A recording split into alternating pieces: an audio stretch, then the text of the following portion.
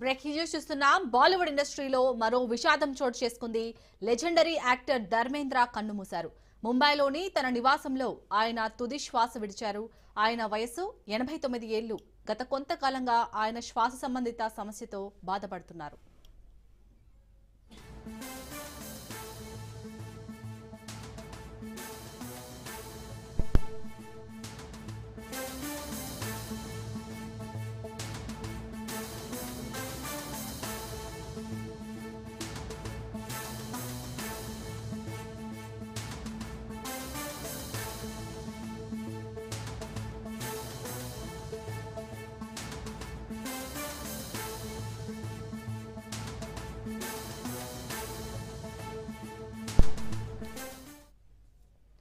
బాలీవుడ్ ఇండస్ట్రీలో మరో విషాదం చోటు చేసుకుంది. లెజెండరీ యాక్టర్ ధర్మేంద్ర కన్నుమూశారు. ముంబైలోని తన నివాసంలో ఆయన తుది శ్వాస విడిచారు. ఆయన వయస్సు 89 ఏళ్లు. గత కొంతకాలంగా శ్వాస సంబంధిత సమస్యతో బాధపడుతున్నారు.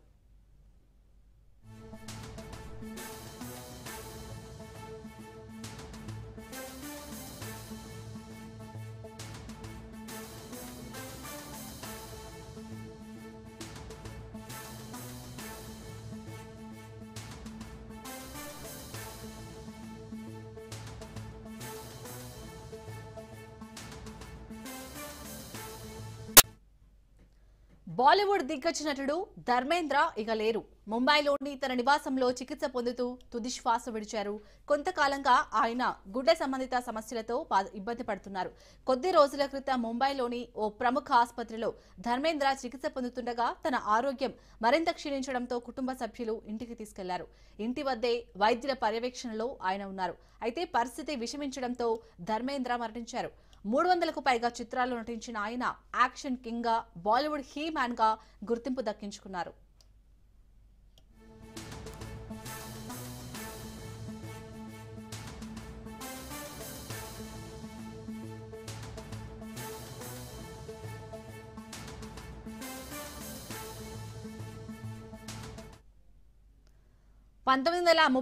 డిసెంబర్ 5వ తేదీన జన్మించిన ధర్మేంద్ర అసలు పేరు ధరమ్ సింగ్ డియోల్.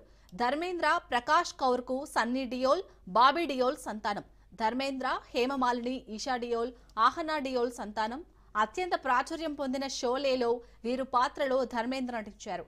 ఆ సినిమా ఆయన సినీ కెరీర్ ని ఓ మలుపు తిప్పింది.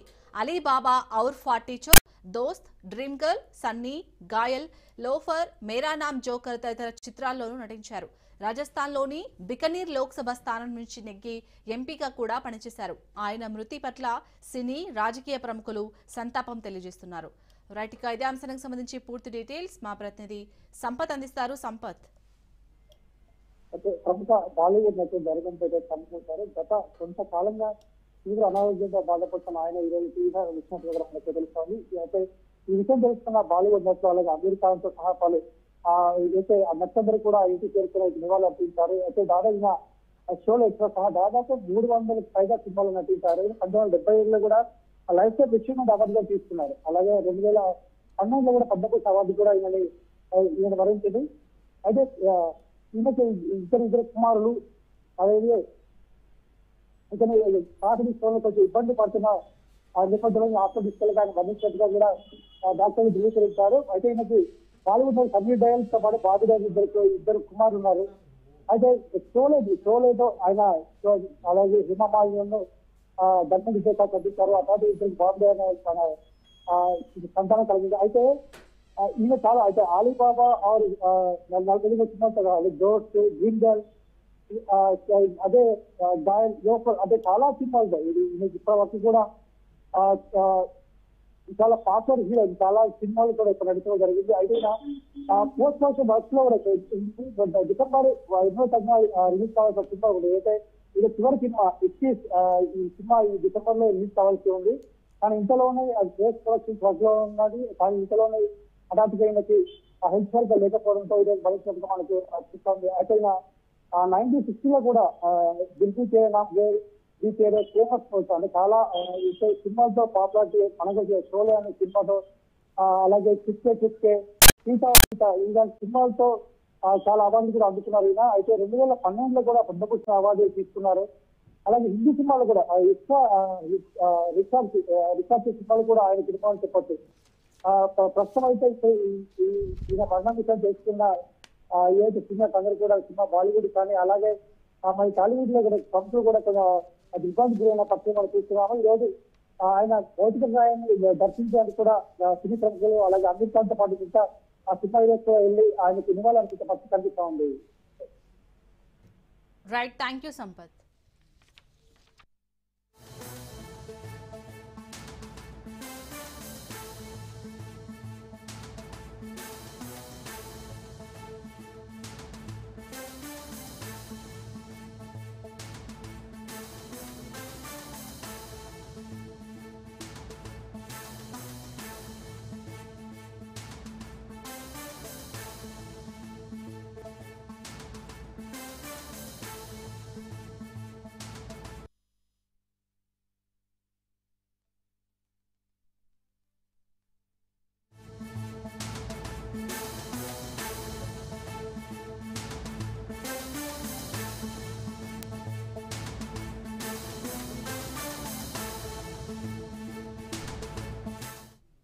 వరంగల్ జిల్లాలో కిలాడి పెళ్లి కూతురు వ్యవహారం చర్చనీయాంశంగా మారింది.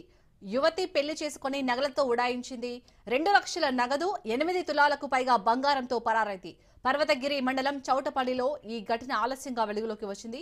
విజయవాడకు చెందిన యువతి మ్యాట్రిమోనీ సైట్లో ప్రొఫైల్ అప్లోడ్ చేసి అమాయకులను మోసం చేస్తుంది. యువతి పేరెంట్స్, బంధువులు అంతా ఫేక్ అని వరుడు తెలుసుకున్నాడు. మరో 2 యువకులను సైతం ఇదే తరహాలో యువతి మోసం చేసింది.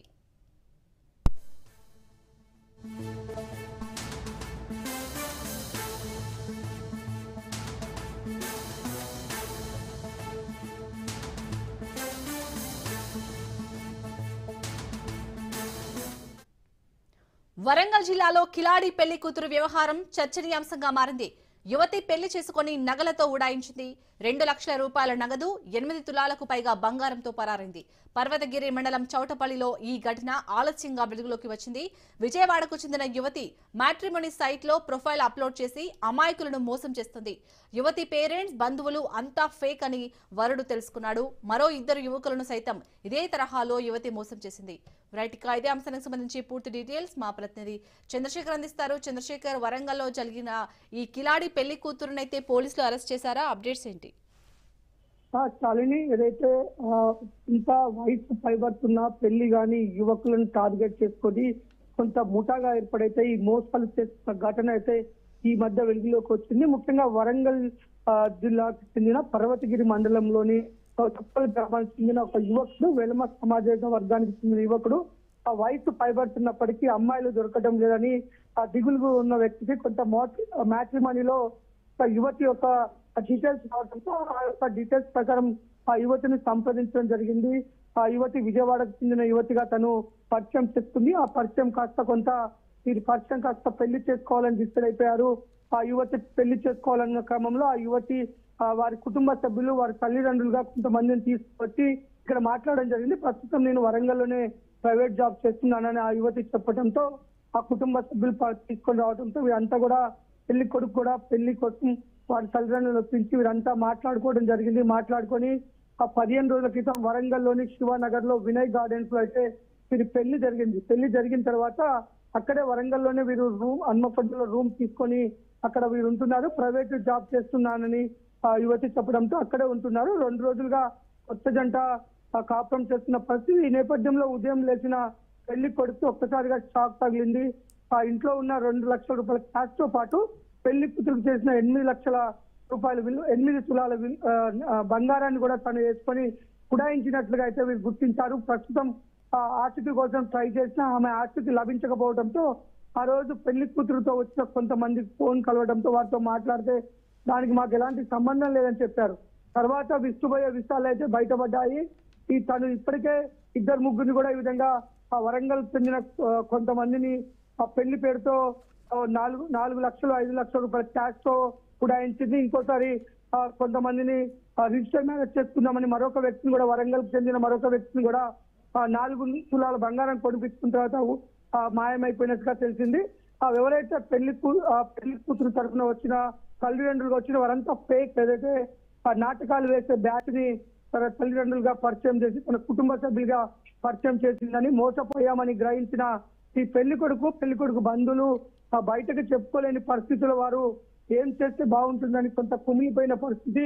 మరోపక్క పెళ్లి కాని వ్యక్తిని పెళ్లి కాక ఇబ్బందులు పడుతున్న వ్యక్తి యొక్క అవసరాన్ని ఆసరగా చేసుకొని ఈ విధంగా మోసం చేసింది. బయటికి తెలిస్తే నవ్వుల పాలవుతామని కొంత గోప్యంగా ఉంచినప్పటికీ ఇలాంటి వారిని వదిలేస్తే మరికొంతమంది మోసపోయే అవకాశం ఉన్న నేపథ్యంలో వారు పోలీసుల దృష్టికి తీసుకొచ్చారు. పోలీసులు ప్రస్తుతం ఎంక్వైరీ చేస్తున్న పరిస్థితి. ఆ పెళ్లి కూతురికి సంబంధించిన ఫోన్స్ కానీ వారి బంధువులకు సంబంధించిన ఫోన్స్ అవి కూడా ప్రస్తుతం పనిచేయని కారణంగా ప్రస్తుతం పోలీసులు అయితే ఎంక్వైరీ జరుగుతున్నారు. ఇలాంటి సమాజంలో పెళ్లిళ్ళు కాక ఇబ్బంది పడుతున్న యువకులనే టార్గెట్ చేసుకొని ఈ విధంగా ఈ ముఠా ఈ విధంగా మోసాలకు తెరలేపుతుందని అయితే పోలీసులు అయితే ప్రస్తుతం ఒక నిర్ణయానికి వచ్చారు. వారి యొక్క ఇన్ఫర్మేషన్ మొత్తం కలెక్ట్ చేసి వారిని అరెస్ట్ చేసి చట్ట ప్రకారం చర్యలు తీసుకునే విధంగా పోలీసులు అయితే ఎంక్వైరీ చేస్తున్న పరిస్థితి చాలని. అలాగే చంద్రశేఖర్, ఎవరైతే అమ్మా నాన్నలుగా నటించారో ఈ యువతికి వారి దగ్గర నుంచి ఏమైనా డీటెయిల్స్ తెలుసాయా మరి అమ్మాయి గురించి? ప్రస్తుతానికి దానికి సంబంధించిన అందరి ఫోన్స్ కూడా స్విచ్ ఆఫ్ ఉన్నాయి. ఎవరైతే పెళ్లి తంతుకు వచ్చినప్పుడు వారి అమ్మా నాన్నల ఫోన్ నెంబర్స్ కానీ వాళ్ళ బంధువుల ఫోన్ నెంబర్స్ అన్ని కూడా పెళ్లి కొడుకు సంబంధించిన వారు ఇచ్చిపుచ్చుకోవడాలు జరిగింది. ప్రస్తుతం ఆ ఫోన్లకు ఫోన్లు చేస్తే ఫోన్లు ప్రస్తుతానికి కలవట్లేదు, ఫోన్లు స్విచ్ ఆఫ్ అని చెప్తున్న పరిస్థితి. దీంతో తెలిసింది ఏంటంటే వాళ్ళంతా కూడా డ్రామా ఆర్టిస్టులు, వాళ్ళు ఫేక్ వాళ్ళని నిత్యం ఈ విధంగానే అనేక సంఘటనలు కూడా చేసినట్లుగా అయితే ఒక నిర్ణయానికి వచ్చారు. ప్రస్తుతం ఎంక్వైరీ నడుస్తుంది.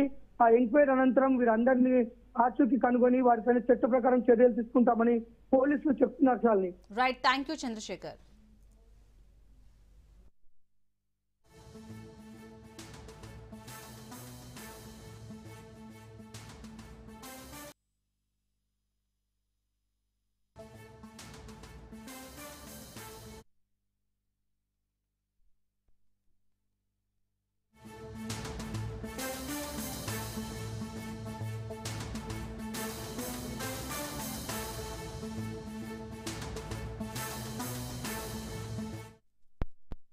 మాజీ మంత్రి నిరంజన్ రెడ్డిపై జాగృతి అధ్యక్షురాలు కవిత హాట్ కామెంట్స్ చేశారు. వనపర్తిలో నిరంజన్ రెడ్డి అరాచకాలకు పాల్పడుతున్నారని ఆమె ఆరోపించారు. ఇక బీసీ యువకులపై కేసు పెట్టించాడని ఎమ్మెల్సీ కవిత మండిపడ్డారు. అలాగే కృష్ణానదిని కబ్జా చేసి ఫామ్ హౌస్ కట్టుకున్నారని అన్నారు. దీనిపై ప్రభుత్వం ఎందుకు చర్యలు తీసుకోవట్లేదని ప్రశ్నించారు. నా గురించి పిచ్చి పిచ్చిగా మాట్లాడితే నిరంజన్ రెడ్డి పుచ్చలేసిపోతుందని తీవ్ర స్థాయిలో మండిపడ్డారు.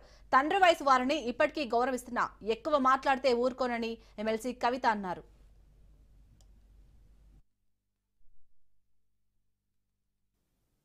కొందరి కోసమే తెలంగాణ. స్వర్గంలో ఉన్న పెద్ద మనిషి మీ మామగారు సిగ్గుపడుతుంటారు మిమ్మల్ని నా పేరు చెడగొట్టినా బాబా. చాలా అన్యాయం. నేను చాలా రోజులు సైలెంట్గా ఉన్నా. మీరు మీ మనుషులు పెట్టి మీరు మాట్లాడి ఎటువంటి ఎందుకు మాట్లాడాలి నా మీద? ఏం తెలుసు మీకు నా గురించి? నేను ఒక ఆడబిడ్డగా నన్ను ఒక పార్టీ నుండి ఒక మాట అడగకుండా నన్ను సస్పెండ్ చేస్తే నా పని నేను చేసుకుంటూ ప్రజల కష్టాలు తెలుసుకోవడానికి పోతున్నా. మీలాంటి వాళ్ళని నేను ఏమంటలేను కదా, చూసుకోవాలి కదా. అద్దాల మెడలు ఉన్నారు, వేల వేల మీద రాయలు వేయొద్దు. దీనికి రిటార్ట్ మీరు ఇష్టం వచ్చినట్టు మాట్లాడితే బాగుండదు. నేను చెప్తున్నా, ఒళ్ళు దగ్గర పెట్టుకొని చేసిన అలిగేషన్కి జవాబు ఇవ్వండి. అంతేగాని విమర్శ చేస్తాం, పర్సనల్ గా మాట్లాడతాం, ఆడపిల్ల కదా ఏమంటారులే అనుకుంటున్నాను. ఊరుకునేది లేదు ఇక ముందు నుండి. మీరు చేసిన అన్యాయాలు చూస్తుంటే కింద చాలా చాలా దారుణమైన పరిస్థితులు ఉన్నాయి. ఈ వనపర్తిలో మాత్రం నిరంజన్ రెడ్డి గారు ఉంటే ఈ నాయకత్వంలో బీఆర్ఎస్ పార్టీ ఇక్కడ బతుకు బట్టగట్టే క్వశ్చనే లేదు. నాకు పోయేదేం లేదు, నాకు బీఆర్ఎస్ పార్టీతో సంబంధం లేదు. కానీ ఉద్యమకారులు ఏడుస్తున్నారు, ఆ పార్టీలో ఉండలేక మింగలేక కక్కలేక చచ్చిపోతున్నారు. పెద్దసారికి తెలియదని నేను అనుకుంటున్నా, తెలిసేటట్టుగా చెప్తున్నా. దయచేసి ఇట్లాంటి వాళ్ళని మాత్రం ప్రజల మీద రుద్దడం అన్యాయం.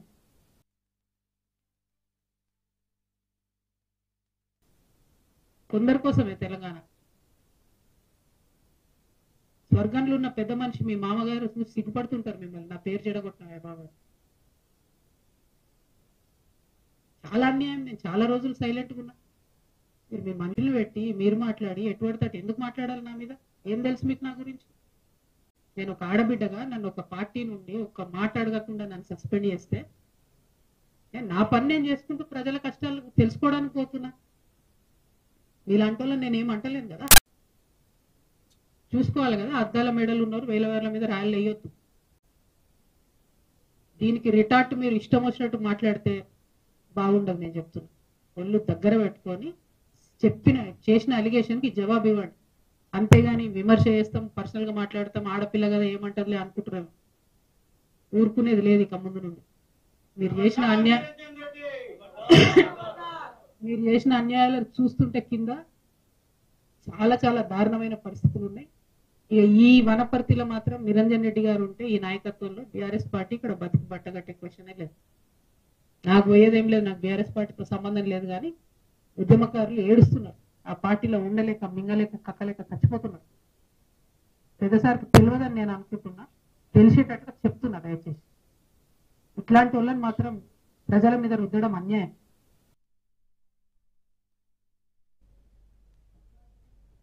స్టేట్ బ్యాంక్ ఆఫ్ ఇండియా పేరుతో సైబర్ నేరగాళ్లు రెచ్చిపోతున్నారు. వాట్సాప్ గ్రూపులకు state Bank of India Aadhaar update చేయాలంటూ ఏపీకే ఫైల్స్ పంపుతున్నారు.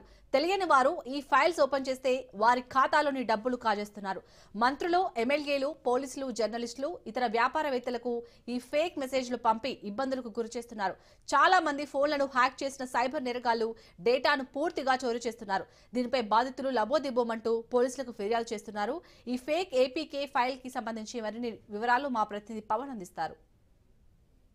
స్టేట్ బ్యాంక్ ఆఫ్ ఇండియా పేరుతో సైబర్ నేరగాళ్లు రెచ్చిపోతున్నారు. అయితే ప్రతి ఒక్క వాట్సాప్ గ్రూప్లకు ఈ యొక్క State Bank of India Aadhaar card update చేసుకోవాలంటూ కూడా ఈ యొక్క ఫేక్ సంబంధించిన మెసేజ్లు పంపిస్తున్నారు. ఏపీకే ఫైల్స్ ఎవరైతే ఈ యొక్క మెసేజ్ను చూసి ఓపెన్ చేస్తే వారి యొక్క ఫోన్స్ను కూడా పూర్తిగా వారు హ్యాక్ చేసిన పరిస్థితి చూస్తున్నాము.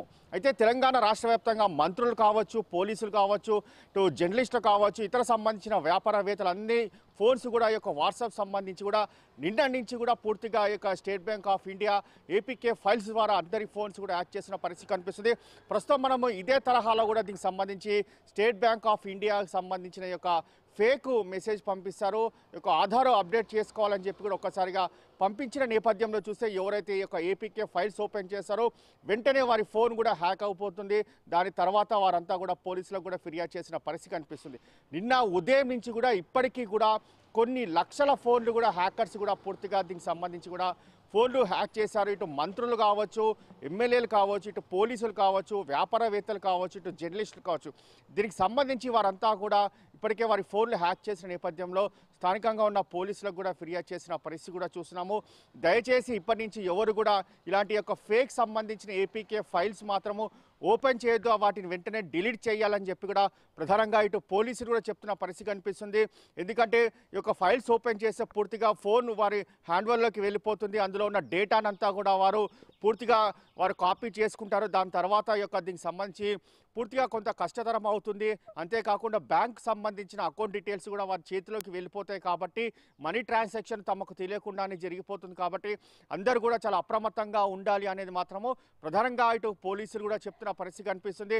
నిన్న ఉదయం నుంచి ఇప్పటి వరకు కూడా ఇలాంటి యొక్క State Bank of India APK files cyber సంబంధించిన నేరగాలు ఇంకా పంపిస్తూనే ఉన్నారు. వాటి పట్ల దీనికి సంబంధించి లక్షలాది మంది బాధితులు కూడా ఇప్పటికే పోలీసులకు కూడా ఫిర్యాదు చేసిన పరిస్థితి కనిపిస్తుంది. ఓవరాల్గా చూస్తే మాత్రం ఇలాంటి ఫేక్ మెసేజ్ల పైన చాలా అప్రమత్తంగా ఉండాలని మాత్రం ప్రధానంగా ఇటు పోలీసులు కూడా చెప్తున్న పరిస్థితి కనిపిస్తుంది. నిజామాబాద్ జిల్లా చెందూరు మండలంలో దారుణం చోటు చేసుకుంది. మండల కేంద్రంలోని మైనార్టీ గురుకుల పాఠశాలలో 10వ తరగతి చదువుతున్న ఓ విద్యార్థి ఆత్మహత్యకు పాల్పడ్డాడు. నిజామాబాద్ కు చెందిన షేక్ ముసా అనే విద్యార్థి ఆధార్ అప్డేట్ కోసం ఇంటికి వెళ్లి ఆదివారం సాయంత్రం హాస్టల్ కి వచ్చాడు. ఏమైందో ఏమో కానీ ఆదివారం రాత్రి ఉరివేసుకుని ఆత్మహత్య చేసుకున్నాడు విద్యార్థి. ఘటనపై సమాచారం అందుకున్న పోలీసులు పోస్టుమార్టం నిమిత్తం జిల్లా ఆసుపత్రికి తరలించారు. ఆత్మహత్యకు గల కారణాలను తెలుసుకుంటున్నామని సిఐ కృష్ణ తెలిపారు. మరోవైపు విద్యార్థి ఆత్మహత్యతో న్యాయం చేయాలని విద్యార్థి సంఘాలు ఆందోళనకు దిగాయి.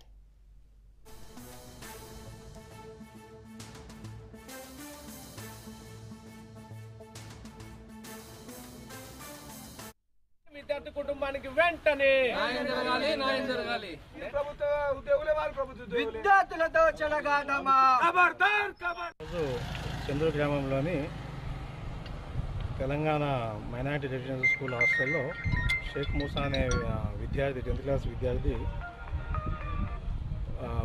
ఉరి చేసుకుని ఆత్మహత్య చేసినట్లు తెలిసింది. ఈ విషయమై మేము వచ్చి ఈ విషయంలో వాళ్ళ తదుపరి దరఖాస్తు తీసుకొని దర్యాప్తు ప్రారంభించినాము. డెడ్ బాడీని పోస్ట్ మార్టం నిమిత్తం నిజామాబాద్ ప్రభుత్వ హాస్పిటల్ పంపడం జరిగింది. తదుపరి వివరాలు విచారణ అనంతరం తెలియజేయడం జరుగుతుంది. విశాఖ రోడ్లపై జింక పిల్లలు దర్శనమిచ్చాయి. ఇందిరాగాంధీ జూలాజికల్ పార్క్ నుండి తప్పించుకున్న జింక పిల్లలు రోడ్డుపైకి రావడంతో అటుగా వెళ్తున్న ప్రయాణికులు తమ ఫోన్లలో జింక పిల్లల దృశ్యాలను బంధించారు. ఎండాడ నుంచి విశాఖకు వెళ్లే ద్విచక్ర వాహనదారులు జింక పిల్లలు ఉన్న ప్రదేశంలో ఆగి ఫోటోలు తీసుకున్నారు. జింక పిల్లలకు సంబంధించిన దృశ్యాలు సోషల్ మీడియాలో వైరల్ గా మారాయి. అయితే జింక పిల్లలు ఇలా రోడ్డుపైకి రావడంతో జూ పార్క్ సిబ్బంది నిర్లక్ష్యం కొట్టొచ్చినట్లు కనిపిస్తుంది. జింకలు కాకుండా వేరే క్రూర మృగాలు రోడ్డుపైకి వస్తే ప్రజల పరిస్థితి ఏంటని ప్రశ్నిస్తున్నారు పలువురు. ఇప్పటికైనా అధికారులు స్పందించి జూలో కట్టుదిట్టమైన ఏర్పాట్లు చేయాలని సూచిస్తున్నారు.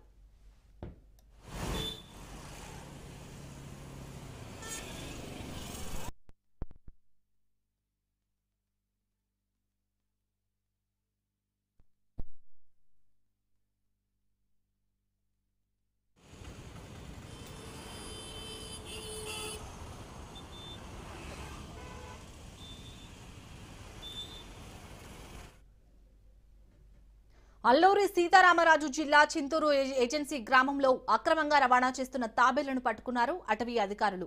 8 గోనె సంచుల్లో అక్రమంగా తరలిస్తున్న 248 తాబేళ్లను అటవీ శాఖ అధికారులు స్వాధీనం చేసుకున్నారు. ఆటోలో అక్రమంగా తరలిస్తున్న కోరుకొండ గ్రామానికి చెందిన ఇస్సాక్ ను అదుపులోకి తీసుకుని ఆటోను సీజ్ చేశారు అధికారులు. తాబేళ్లను ఒడిశా రాష్ట్రానికి తరలిస్తుండగా లక్కవరం చెక్ పోస్ట్ వద్ద అధికారులు పట్టుకున్నారు.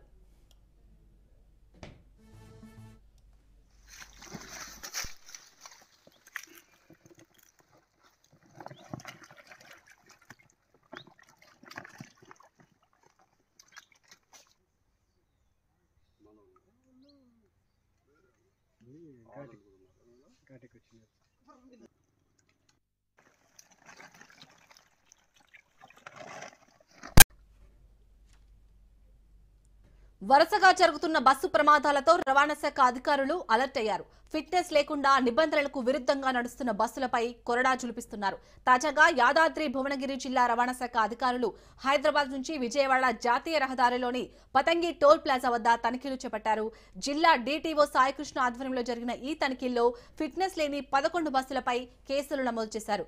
బస్సు ప్రమాదాలు నివారించడానికి స్పెషల్ డ్రైవ్ చేపట్టినట్లు డీటీఓ తెలిపారు. నిబంధనలను అతిక్రమించిన బస్సుల పట్ల కఠినంగా వ్యవహరిస్తున్నామన్నారు.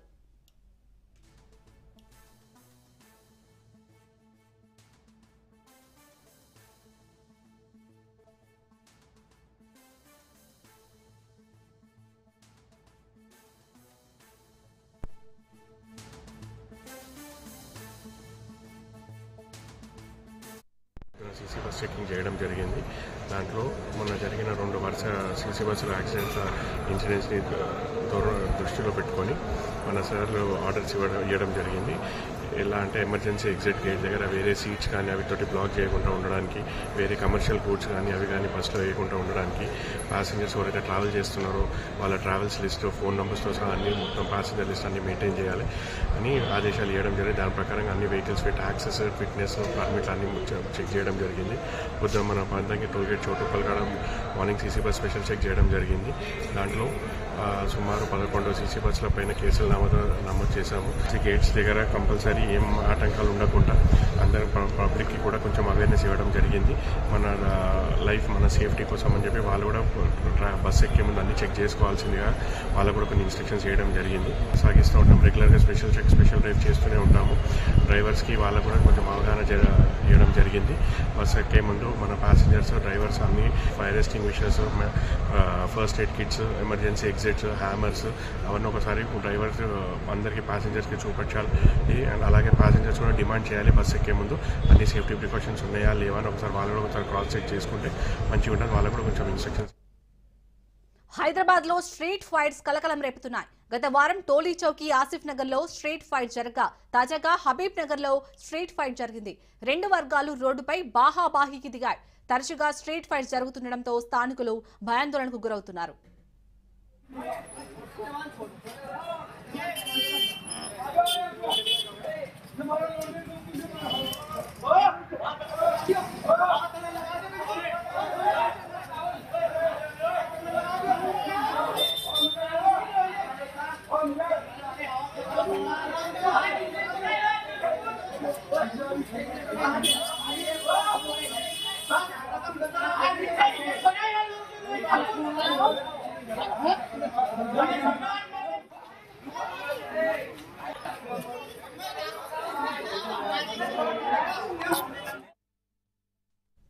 భద్రాద్రి కొత్తగూడెం జిల్లా అశ్వరావుపేట పట్టణాన్ని పొగమంచు కమ్మేసింది.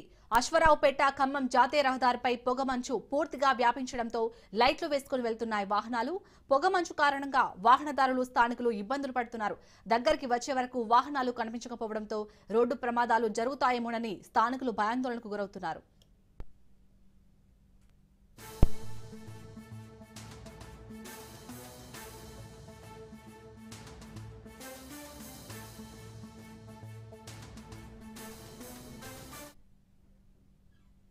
ఉత్తరప్రదేశ్ బరేలీ హింసాకాండకు పాల్పడిన మౌలానా తౌకీర్ రజా సన్నిహితుడు మహమ్మద్ ఆరిఫ్ కు చెందిన అక్రమాస్తులను యోగి సర్కార్ నేలమట్టం చేసింది.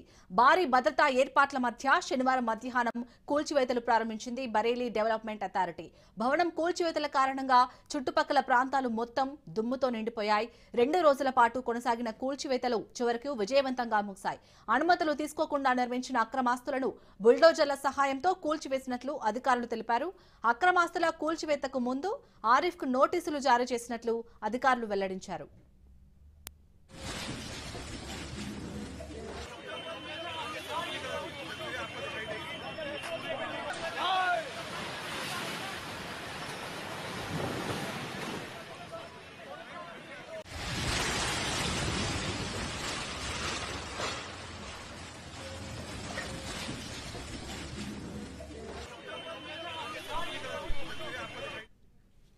ఉత్తరప్రదేశ్ బరేలీ హింసాకాండకు పాల్పడిన మౌలానా తౌకీర్ రజా సన్నిహితుడు మహమ్మద్ ఆరిఫ్ కు చెందిన అక్రమాస్తులను యోగి సర్కార్ నేలమట్టం చేసింది. భారీ భద్రతా ఏర్పాట్ల మధ్య శనివారం మధ్యాహ్నం కూల్చివేతలు ప్రారంభించింది బరేలీ డెవలప్మెంట్ అథారిటీ. భవనం కూల్చివేతల కారణంగా చుట్టుపక్కల ప్రాంతాలు మొత్తం దుమ్ముతో నిండిపోయాయి. 2 రోజుల పాటు కొనసాగిన కూల్చివేతలు చివరకు విజయవంతంగా ముగిశాయి. అనుమతులు తీసుకోకుండా నిర్మించిన అక్రమాస్తులను బుల్డోజర్ల సహాయంతో కూల్చివేసినట్లు అధికారులు తెలిపారు. అక్రమాస్తుల కూల్చివేతకు ముందు ఆరిఫ్ కు నోటీసులు జారీ చేసినట్లు అధికారులు వెల్లడించారు.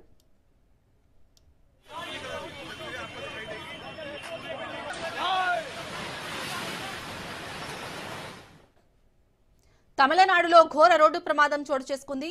తెన్కాశీలోని కడియనల్లూరులో 2 ప్రైవేట్ బస్సులు ఢీకొట్టాయి. ఈ ప్రమాదంలో 6 మృతి చెందగా 35 మందికి గాయాలయ్యాయి. మృతుల్లో చిన్నారులు, మహిళలు ఉన్నారు. మృతుల సంఖ్య మరింత పెరిగే అవకాశం ఉంది.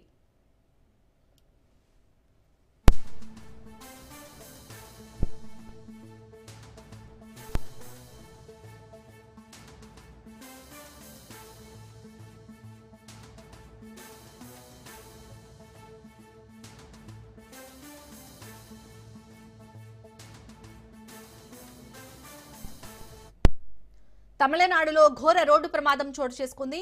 తెన్కాశీలోని కడియనల్లూరులో 2 ప్రైవేట్ బస్సులు ఢీకొట్టాయి. ప్రమాదంలో 6 మృతి చెందగా 35 మందికి గాయాలయ్యాయి. మృతుల్లో చిన్నారులు, మహిళలు ఉన్నారు. మృతుల సంఖ్య మరింత పెరిగే అవకాశం ఉంది.